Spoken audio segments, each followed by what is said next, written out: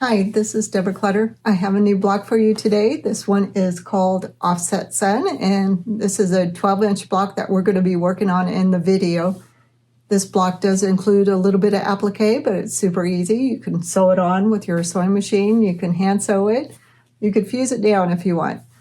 The pattern that I have made for you also includes a 10-inch block, a 9-inch block, which the 9 and the 8-inch block only have 12 rays, so they go really fast. And this is the 8-inch block. The 8-inch block was made with 4 colors. This 9-inch block was made with 2 colors. So if you do it in 2 colors, it's going to take no time to put this together. And this one was done in 4 colors, just some scrap I had. And this one was done in 4 colors also. You can do as many colors as you want. You can have them all different colors. These have 24 rays, so that's a lot of different colors if you want to do that. But you can get some scrap and make your block if you want. This is the supplies you need for the offset sun pattern. So I have 4 strips of batiks here, and they're 3.5 inches wide. And these are width of fabric, and I have 1 7-inch square for the middle part, and a piece of sew-in interfacing. This is just lightweight stuff I use for embroidery. You're going to need your pattern. So we're working on the 12-inch block, and this is the pattern for the 12-inch block, and it has 4 units in it. You're going to need something to fold the pattern with. In this case, it's a piece of cardstock that's been laminated. You're going to need an add-a-quarter ruler or a regular ruler that you can measure 1/4 inch, and some Elmer's glue. And of course, you're going to need the pattern, but I don't have, in this video as I'm filming it right now, I don't have the modified pattern yet. This is my old one. So there will be a new pattern. The numbering on this pattern is a little weird the way I did it, just because I didn't want to start at the smallest one and go to the biggest, so I went from the biggest to the smallest. So just lay out your pattern. This is the way it goes. And then you're going to need a pin, and you're going to decide on which fabrics you want. So if you want to start, like I'm going to start with this row over here, and let's just call it A. And so I would put A, B,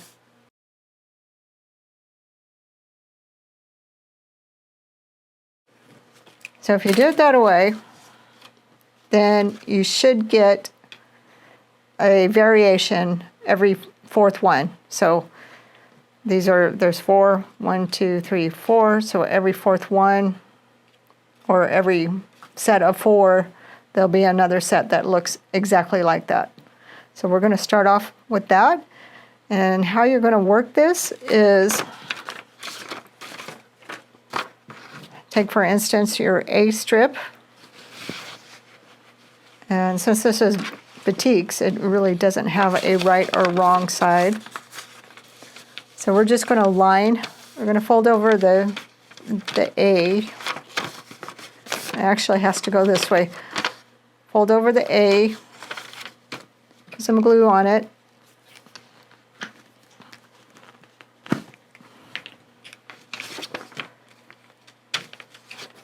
And then kind of line it up about 1/4 inch. Make sure that you're covering the whole section.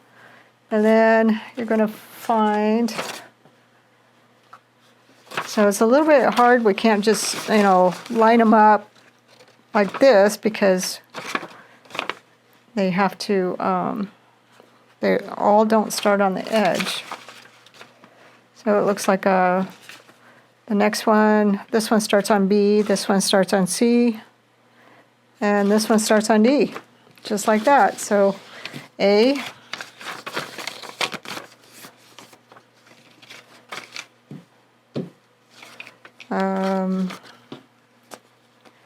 So I think I'm going to have to cut the strips in half, now that I think about it.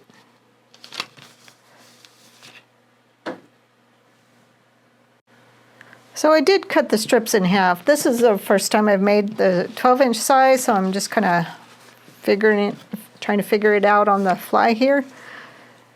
But we're going to need, if we have to cut another strip, we can do that, and whatever it ends up being will be in the pattern. Because, for instance, this one is going to be with the A strip, right? So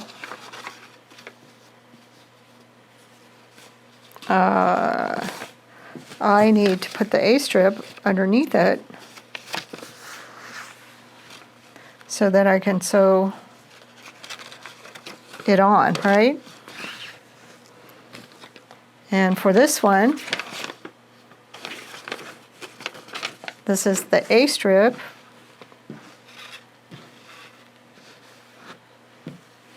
I'm going to need the B strip. And so I'm just going to place it on there.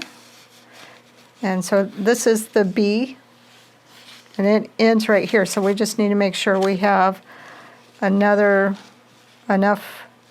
fabric to cover the whole thing. So that one goes like that. So I think I need to make a sticker, or I'm going to forget which one's A, which one's B, which one's D, and which one's C. All right, I made myself some labels so I don't get confused, which happens. So these are just little small Post-it notes. I just cut them in half and put a label on it. All right, so now hopefully I can keep it together. And so now this one is going to start on the C. So I'm going to fold it back, put some glue on it, put it on my strip, about 1/4 inch from the edge, and then my next piece is D. So I want to grab the D and line it up so we can sew them together. And then the last piece, we're starting in section 1, and we're starting on D. I'm going to fold it back, put some glue on it, turn it this way, because the D side goes down.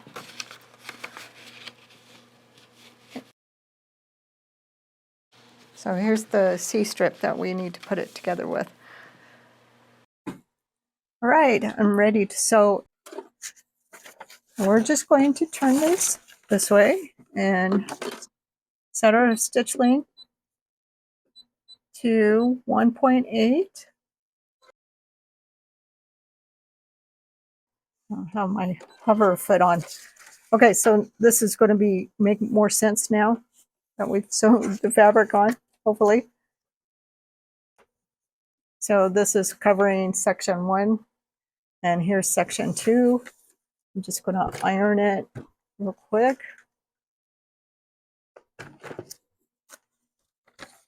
And then I'm going to take my scissors, and then I'm just going to cut off the strip. Just like that.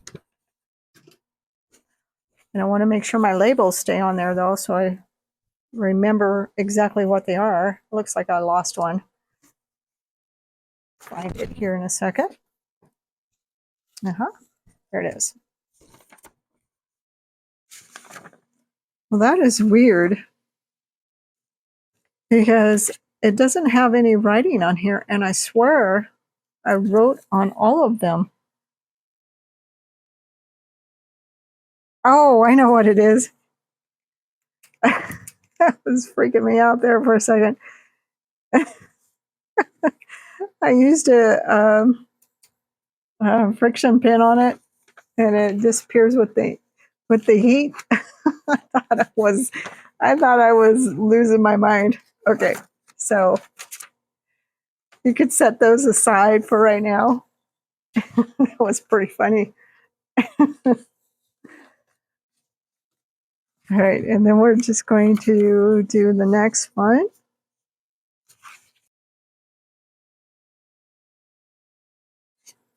So yeah, I probably should have used a regular ink pen. That's all right. Okay, same thing. Just folded it over, and then we're just going to cut the extra away so we can use it again. So I had originally made this pattern. That's why I have to modify it. I had originally made it so you cut each individual strip. That was a lot of work and a lot of cutting, and I didn't want to do it that way. So this is the way we're going to do it. I decided to speed this section up. I'm just sewing each section 2 to section 1 for each unit, and then pressing them in between, cutting off the extra. And there's 4 units, so I'm just doing all 4 units.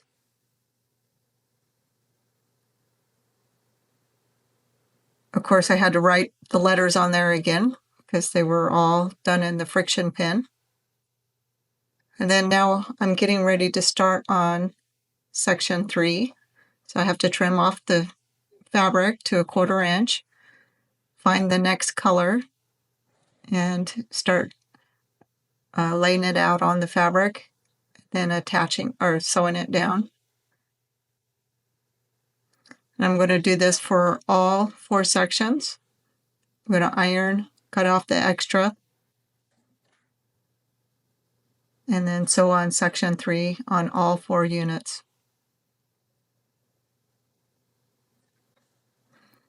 Almost done with section 3, and we're going to start section 4. So I'm trimming off the fabric, finding my next color, and lining it up and sewing it on. Pressing the seams, and then taking off the extra fabric. I wished I could sew this fast. Wouldn't that be something? This was really a simple block to do. It actually went pretty fast, even though this is sped up 500 times. This didn't take very long to do this block. So almost done. For the circle, you're just going to want to sew the interfacing and the circle together, the fabric circle together with a 1/4 inch seam.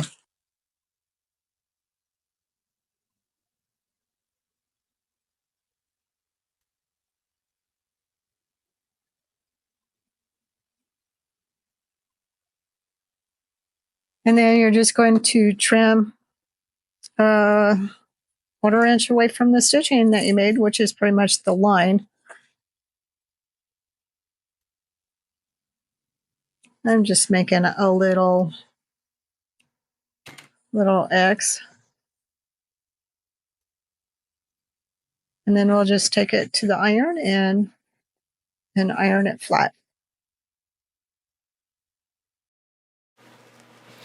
All right, all my units are done and it's nice and pressed. So we're just going to trim them up.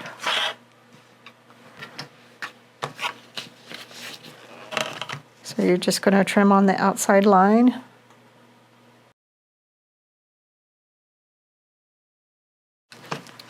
So for the inside curve here, you can choose to cut that with scissors, or you can free hand it like I'm going to. Just like that. And then when you're done with all of them, just go ahead and take the paper off.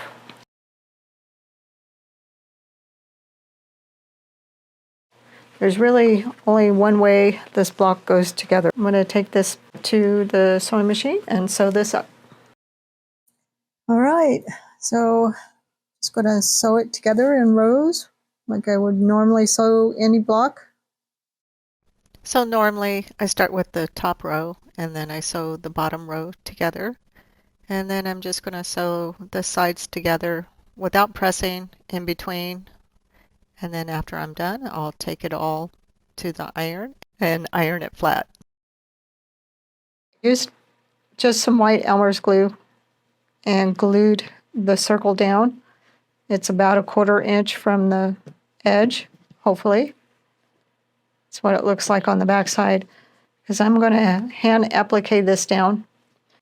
My circle's all appliqued down. I used some silk thread to applique it down. And now I'm just going to trim it up. You don't want to trim this before you get your circle in place.